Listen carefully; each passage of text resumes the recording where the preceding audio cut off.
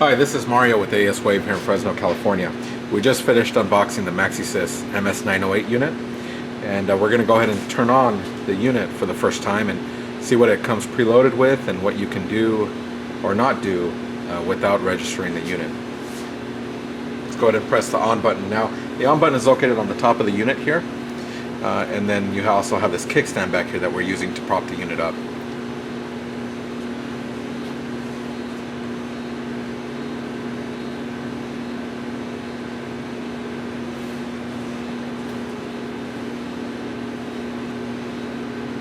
Okay, so just that fast, the unit is up and ready to go. Now if I swipe the unit to unlock it, I can either go left for a camera, which is this way, or I can go right, which unlocks the tablet. And looks like it starts off right on the main menu. You have different options such as diagnostics, MaxiFix, shop manager, a couple of other settings including updating directly from the tool. You also have remote desktop in case you need support. Someone can log in from Autel or from ourselves, log into the unit and help you with some support. There's also training available, some quick links, and some pre-installed apps such as Scope, Lab Scope, and Digital Inspection. Now, as far as we know, the Lab Scope isn't available yet. It's still in the process of being developed, and there's no ETA at the moment. Alright, so let's go ahead and start off. Now, on the main screen here, we go to the front of the main screen, we have diagnostics. We'll go ahead and click on that. And this gives us all our different car manufacturers here. At the top, you have different ways to search. You can search by region, USA, European, Asian.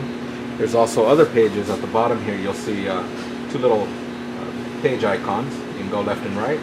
If you click all, you can swipe through all the different pages of manufacturers. It's pretty neat. So it looks like it does come preloaded with some software. Now, I do have this connected to a vehicle. I have the VCI connected to a 2011 Dodge Charger. Let's go ahead and get it connected, and let's get the software running and see if we can actually access the software without registration. Looks like there is a version of the software, and this says Chrysler version 1.01. And then it gives me two options, particular years or all except these years. Go ahead and click on the first one. It says set the ignition switch to on, which it is. We'll hit OK.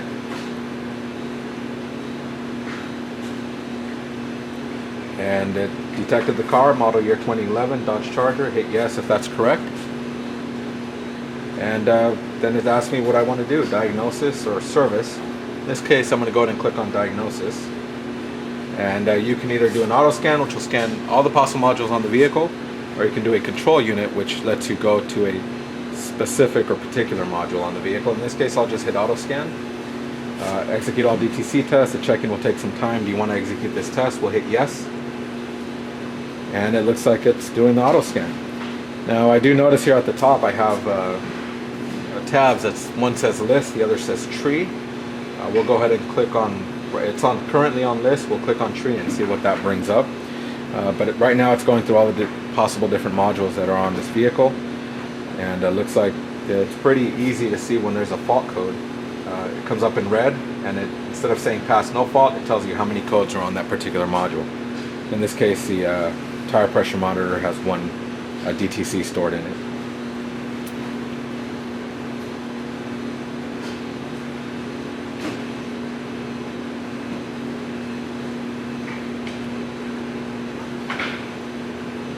Okay, so it looks like it's done. It gives you all the possible modules that this tool can access. Looks like under body controller there's another code. So let's go ahead and just tap on one of the modules that has codes in it, or stored DTCs. Gives you a couple different options: erase codes, read codes, live data, actuators, ECU, configure information, and ECU information. In this case, I'm going to go ahead and just read the codes. And it gives me the code there. Pretty easy, pretty fast.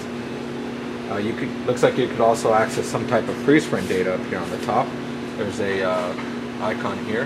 If you tap on it, environment data system initializing. That looks like it gives you couple of different values there. We're going to go ahead and back out of this right now. Back out of it. Go back out of that as well. Yeah, so here's all the different modules that you can access. So let's go ahead and click on tree. And looks like nothing's happening on tree. We may possibly need the latest version. That's the reason why it isn't coming up. We will verify this as soon as we register the unit on the next video and actually do an update and connect it to a vehicle. So we will come back to this and see if that's available in the next update. From this screen though, you can save, which it looks like you can save a vehicle record. You can change the name of it up to 25 characters, hit OK, and it saves it onto the tool. You also have the option of doing a report, and it looks like it gives you a report of all the different modules, how many faults are in it, and the status of them. So we'll go ahead and hit back. Quick erase, I believe that erases all codes that are on the vehicle.